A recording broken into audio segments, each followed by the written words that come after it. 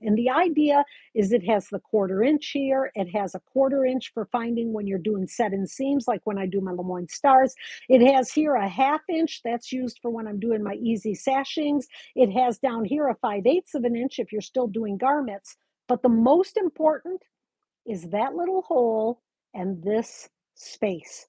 So let me show you how to use that on your machine. So my machine right now is in the middle. So I'm gonna pretend that I am not able to move my needle to the right or to the left. So Athena, I gotta somehow get it here. I'll be in front of you here. Okay, we're like playing Twister here. I'm gonna slowly roll down the needle into the hole. Then I can put my presser foot down to secure it, and then put my guidelines for quilting on. So these little guys, they come 5 in a box. They used to always be yellow, but their new design is white, and they've actually trimmed off the little corners so that your pins don't get stuck on them so much. So I thought that was very nice of them. I was cutting it off myself, so now I don't have to. Right now, I'm going to take that, and if I didn't have one that could move, I'd take off the sticky at the bottom, and I can't put it all the way to the back because I've got feed dogs there, and you don't want to put it on the back of the feed dogs. So if you cannot move your needle, you would place it right here in front of your foot, and then that would be your 1/4 inch. Now I can move my needle, so I'm going to make the needle go up, right? Lift my presser foot, and I'm going to move the needle to where I think it needs to be.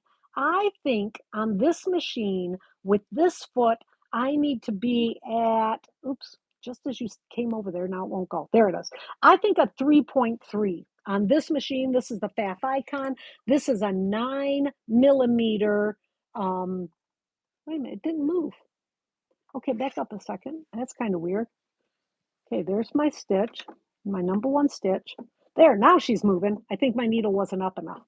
Your needle, when you have an electronic machine and you're moving the needle has to be all the way up for it to move. So you can't put it down first.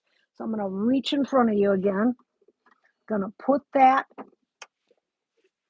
needle right into the hole, lower my presser foot, and what I'm checking is I'm checking to make sure that the seam guide and my foot are right. Whoops, we just lost each other. Okay, the seam guide and my foot are actually lined up. They're stacked one on top of another. There we go. The gimbal goes gimbally sometimes. Now I'm going to take off the sticky on my guidelines and tuck it right there in that little space that Gina made. Right there. That is going to be my accurate scant 1/4 inch. Now, one thing that you will want to do when you're doing this is, because this is sticking down over top of your bobbin case. So what I like to do is I take a really sharp little pair of scissors or even my seam ripper, and I kind of just gouge in there. There it is, open them up. Maybe I'll use my seam ripper.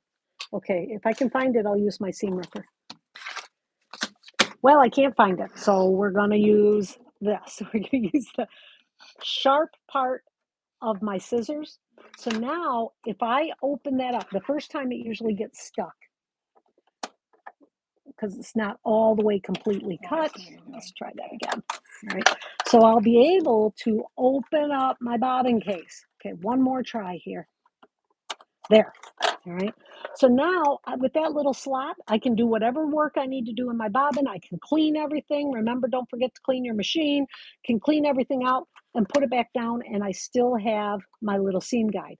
And then what I do when these do start getting nicked up a little bit and want to raise up, I take a piece of Scotch tape and I put it right over the top of them, so then it lasts even longer. So that's what I use when I'm doing my scant 1/4 inch. So even like I did on the New York Beauty.